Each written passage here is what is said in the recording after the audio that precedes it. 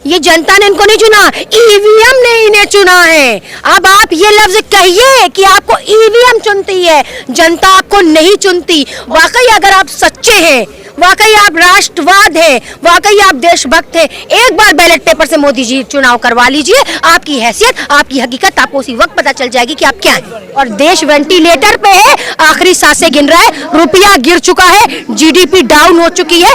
आप एक नंबर के झूठे पीएम है, आपसे ज्यादा कोई झूठा धोखेबाज जुमलाबाज नहीं है। बाहर के लोग ऑटोग्राफ लेते हैं, उनका बाहर चर्चा हो रही है, बड़े अच्छे पीएम है, तो हम तो कह रहे हैं बाहर जाके चुनाव लड़िए ना, देश के बाहर जाके चुनाव लड़िए, हमारे देश में चुनाव मत लड़िए। आप देश को ईवीएम को हैक करते हैं, वहां आपको ये सब नहीं मिलेगा। जाके एक बार अमेरिका में चुनाव लड़ाइए ना, लड़ाइए जाके लंदन में चुनाव, तो आपको आपकी हकीकत हैसियत पता चल जाएगी कि आप कितने पानी में हैं। जुमले वाली सरकार है, इसके पास जुमले और इसके मेडल तो 15 रुपए का है। धनराशि जो लिए तो धनराशि आपके अब्बा की नहीं थी, आपके बाप की जागीर नहीं थी, आप खेत बेच के उनको धनराशि नहीं दी थी, ये इसके सम्मान को मिला है। आप कैसे कौन होते हैं वापस लेने वाले धनराशि? कुर्सी तो आपसे वापस ली जाएगी, आपको बैठाया गया है ना। एक बार बैलेट पेपर से चुनाव कर लीजिए, अभी आपको मोदी जी आपकी हकीकत पता चल जाएगी। लखनऊ से चलकर आए हैं महिला पहलवानों के साथ जो है इन्होंने समर्थन दिया। उष्मा परवीन जो कि एनआरसी सीए के प्रोटेस्ट में भी खूब ख्याति प्राप्त हुई थी। उष्मा जी, अब कैसे देख रहे हैं इस प्रोटेस्ट को? आज निर्णय भी लिया गया, ये अभी लंबा चलेगा हालांकि, तो कैसे देख रही हैं?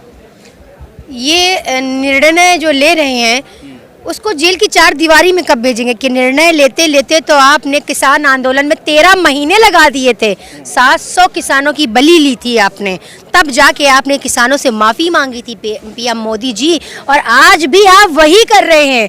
बच्चों को, पुरुष को, युवा को, महिला को घिसड़ कर आवाज उठाने के लिए मजबूर कर रहे हैं। बार बार न्याय आवाज उठा रहे हैं। हम सब यहाँ इतने 27-28 दिन से यहाँ महिलाएं आप देख रहे हैं मौजूद है, पहलवान महिला मौजूद है, लेकिन इनके कानों पे जू तक नहीं रेंग रही है। पॉस्को लगने के बावजूद भी गिरफ्तारी नहीं। ये कौन सा कानून है भाई आपका?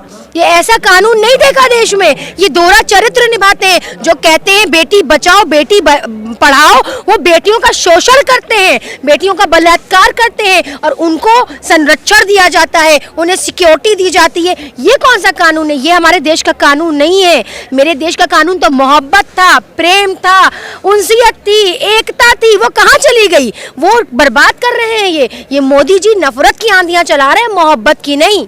ये कह रहे हैं कि 2024 के चुनाव में गुमान बने बैठे हैं। गुमान चाहे जितने बनने, ये कहते हैं ना एक लफ्ज कि जनता ने मुझे चुना है।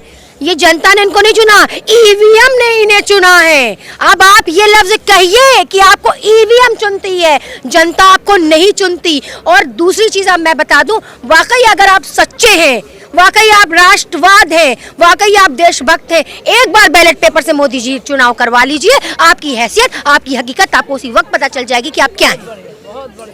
अभी एक सोशल मीडिया पे ट्रेंड चल रहा है कि जो बड़न ने मोदी जी से ऑटोग्राफ मांगा है। भैया हमको अपना भैया ऑटोग्राफ तो वो बाहर जा रहे हैं, यात्राएं कर रहे हैं, यूरोप जा रहे हैं, फ्रांस जा रहे हैं, सबसे हाथ मिला रहे। देश का हाल कहाँ है? देश का हाल भी देखो, देश को वेंटिलेटर पे पहुंचा दिया है इन्होंने, देश की जीडीपी डाउन कर दी है। किसान रो रहा है, मजदूर रो रहा है, युवा रो रहा है। कभी यहाँ पर किसान होते हैं, कभी यहाँ पर जवान होते हैं, आज यहाँ पहलवान अपनी न्याय की गुहार। कितना तरसाएंगे, कितना परेशान करेंगे, कितना प्रताड़ित करेंगे। शोषण तो सरकार कर रही है जनता का, असली शोषण तो यही करते हैं। प्रधानमंत्री बने बैठे हैं, क्या किया है आपने? टैक्स वसूलते हैं, कितना पैसा लेते हैं बताएं? उसका जवाब है आपके पास? टैक्स फ्री क्या करते हैं? वो केरला की मूवी जो नफरत वाली मूवी है उसको टैक्स फ्री करते हैं, लेकिन वो टैक्स नहीं फ्री करते जहाँ स्वास्थ्य है, जहाँ शिक्षा है, न कपड़ों पे टैक्स फ्री है, न किसी चीज पे, सब पे टैक्स लेते हैं। एक छोटा सा चम्मच भी कोई खरीदने जाता है ना, उस पर भी टैक्स लेते हैं। और हमें क्या देते हैं? इन्होंने हमें रोजगार भी नहीं दिया, न इन्होंने हमें अच्छी शिक्षा दी, न हमें अच्छे स्वास्थ्य दिए, कुछ भी तो नहीं दिया। महिला सुरक्षा कहाँ है? एक महिला बैठी इंसाफ मांग तो रही है। देखिए आप, आज हमारी बेटी, हमारी बहन जो ओलंपिक लाई है देश के लिए, जिसने देश को सम्मान सम्मान दिलाया, आज उसे अपमानित होकर चौराहों पे बैठना पड़ रहा है। ये बड़ी शर्म की बात है मोदी जी।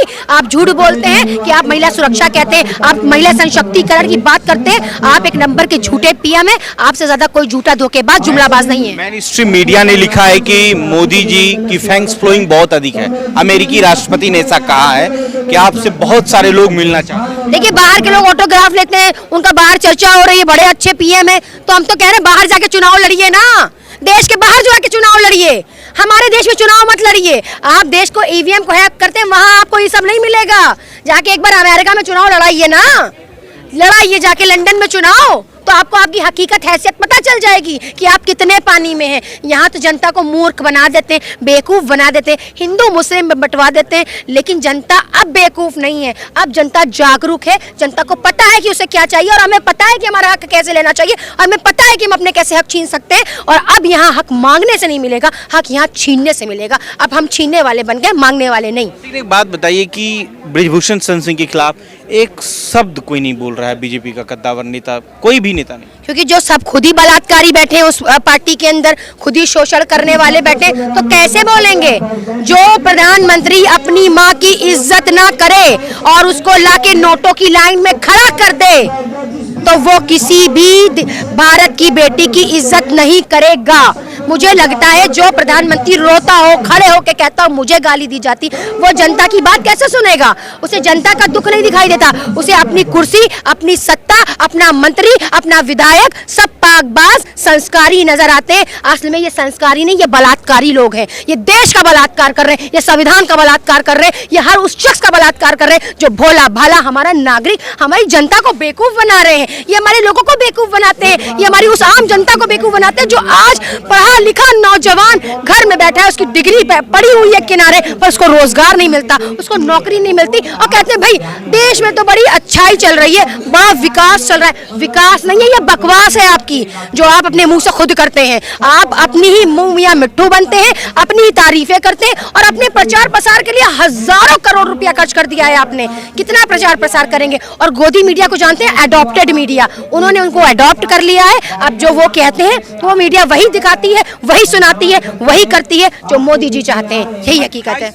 मई को न्यू पार्लियामेंट का उद्घाटन होने वाला है, देश के प्रधानमंत्री करेंगे। हालांकि सवाल उठ रहा है कि राष्ट्रपति को करना चाहिए वो, क्योंकि वो अधिकार क्षेत्र। पार्लियामेंट का उठने जा रहे, घर कितने दिए? गरीबों को घर कितने दिए? अरे पार्लियामेंट बनवा लो, लाल किला बनवा लो, ताजमहल बनवा लो, मतलब नहीं है हमको। तोड़ने का ऑर्डर दे दिया। सिर्फ बल्कि तोड़ने के ऑर्डर दिए, बुलडोजर चलवाए घरों पर।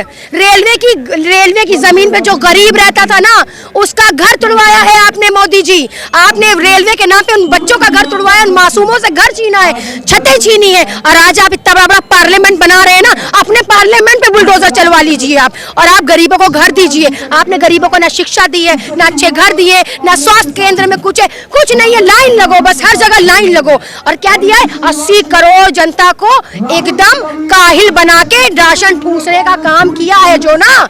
ये क्या कहते हैं आप? आत्मनिर्भर युवा। कौन है आत्मनिर्भर? आप चाहते हैं जनता काहिल हो जाए, युवा काहिल हो जाए। आप कंकड़ वाले चावल खिला के सबको, वो कहने में दाल चावल, वो भला करना चाहते हैं देश का। ऐसे भला नहीं होता है देश का। देश का भला होता है रोजगार से, शिक्षा से, स्वास्थ्य से, इससे भला होता है। देश का भला धर्म से नहीं होता है। आप धर्म की राजनीति करते हैं, आपने धर्म का चश्मा पहनाया हुआ है लोगों को, युवा को, हर एक को। लेकिन जब अब जनता मूर्ख नहीं है, जनता समझ चुकी, हम अपना धर्म घर में फॉलो कर लेंगे, ठीक है, हम अपनी पूजा, अपनी नमाज पढ़ लेंगे, लेकिन बर्दाश्त नहीं करेंगे आप जो जुल्म कर रहे हैं, जो ज्यादती कर रहे हैं। ये जो आप ये कह रहे हैं ना कि ये बेटी को इंसाफ नहीं मिल रहा है, ये आपकी हठधर्मी है। ये आप अपने जो ब्रजभूषण है ना, उसको बचाने की जो कोशिश कर रहे हैं। उसने तो बोला ना कि मोदी जी कह दे तो इस्तीफा दे दे।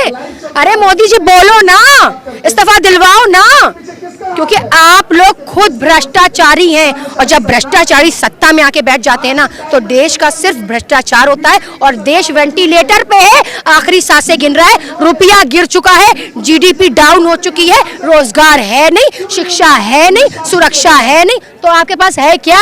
जुमलेबाजियां।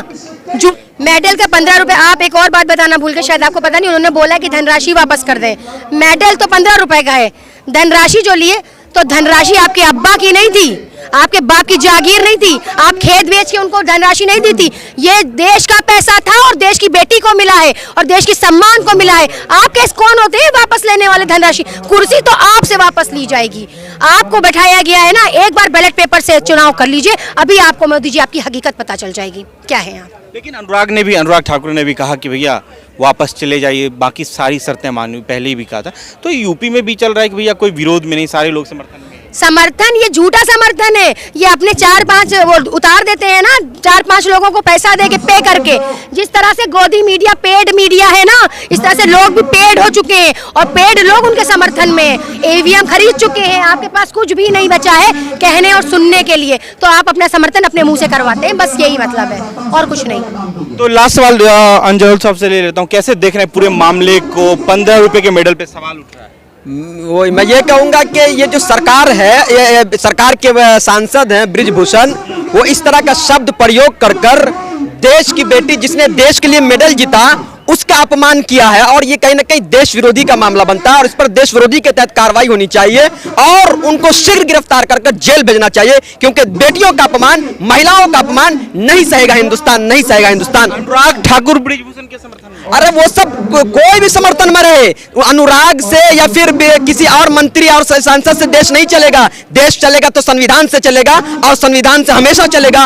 और ये लोग कहीं ना कहीं देश और देश के संविधान के विरुद्ध कार्य करते हैं। याद रखिए, देश और देश का संविधान हमारे लिए सर्वोपरि है। देश और देश के संविधान के लिए हमें जितना संघर्ष करना पड़ेगा, जितनी लड़ाइयां लड़नी पड़ेगी, हम लड़ेंगे, लेकिन पीछे नहीं हटेंगे, डटे रहेंगे, क्योंकि ये लोग, भाजपा वाले लोग, देशवासियों को हिंदू, मुस्लिम, मंदिर, मस्जिद, कब्रिस्तान, शमशान के नाम पर अंधभक्त बना रहे हैं, अंधा बना रहे हैं। लेकिन जनता की आंख खुल चुकी है, जनता जाग चुकी है। और कर्नाटक देख लीजिए, कर्नाटक में जिस तरह से हार हुई है, कर्नाटक की जनता ने जिस तरह उन्हें खदेड़ने का काम किया, वहां से भगाने का काम किया, यकीन मानिए पूरे देश से 2024 में जनता खदेड़ने का, भगाने का काम करेगी। क्योंकि देश की जनता अगर वोट की ताकत से किसी को पीएम और किसी को गृह मंत्री बना सकती है, तो उसको वोट की चोट से सत्ता से उखाड़ भी सकती है, क्योंकि देश है जो देश की जनता से है, बल्कि पीएम से नहीं है।